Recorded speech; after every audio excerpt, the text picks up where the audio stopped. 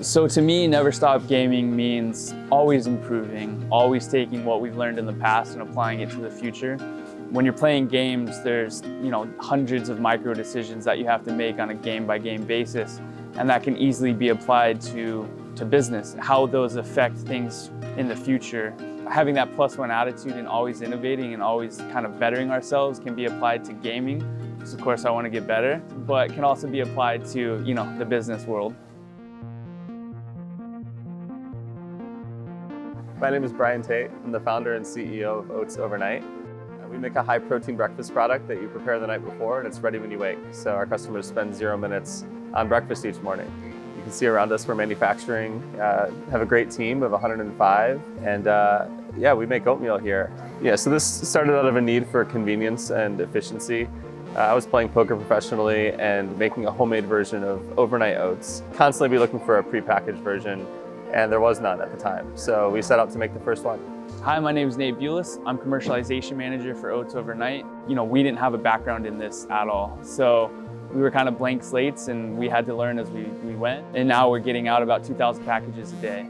So the USPS picks up all these boxes. We have a bunch of pickups every day. Yeah, they're going everywhere. So we got one going to Amesbury, Massachusetts, Las Vegas, Nevada.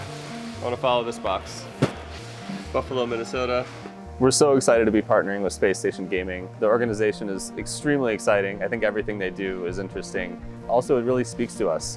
Myself, a lot of other teammates, we're all gamers, and it's both business friendly and very fun.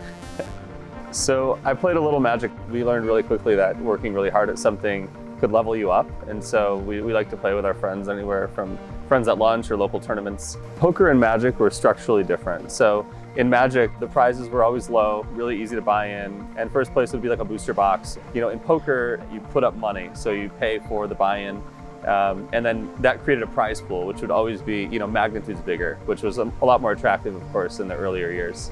When I was playing online, I was originally under my dad's name. Sorry, Dad. My parents didn't know that I was playing poker online until I handed them a check for $1,700 to cash. Oh wait, what? You're playing poker for money online? I went from playing, $25 buying games online to $100,000 buying games in Vegas. Each level it's different. Each level there's a new challenge. And so really just kind of getting into that new stage, thinking you're the greatest in the world and then realizing that you're terrible, and then repeat and trying to figure out why. It definitely is a great way to kill your ego and just keep you always learning, and that mentality is so powerful. I think for gaming and for life.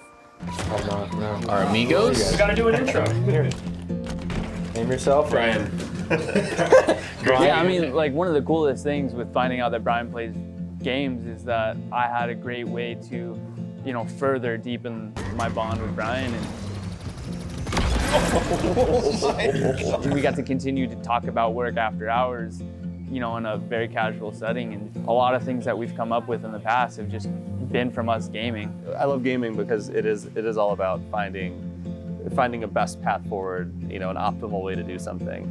I grew up in a farm town in Michigan, and someone who grew up wealthy in New York would have no edge over me.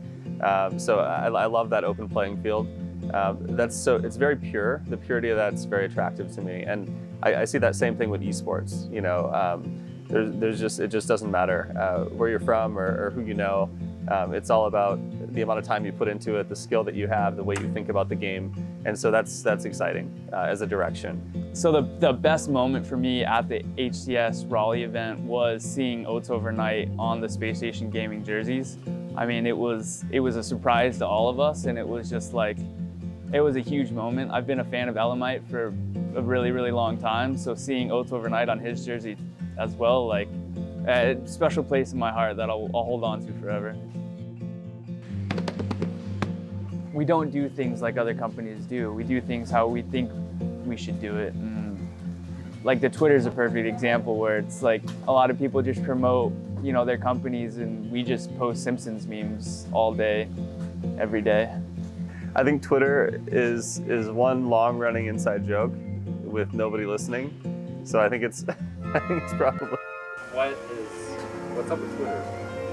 What's up with the Twitter? What do you mean? Can you elaborate? I'm not beholden to some corporate overlord. It's important that the Twitter stays pure. This interview's over. I'm done with this. Get this fucking thing off me. We do it the Oats way. certainly overheard a lot of conversations about the product, and that's always exciting to hear, enthusiasm about something that you created. We look at the market, we look at our competitors, what they're doing, ways to get advantages in a lot of different factors. Like the way we think about product development, for example, is very gamified. The way we think about marketing, same thing. So in a way, it kind of felt like I never stopped gaming in that sense. And it's exciting to see the progress of that. It's inspirational, it just kind of keeps you going. And so it's really cool to be doing it at this scale, building a company.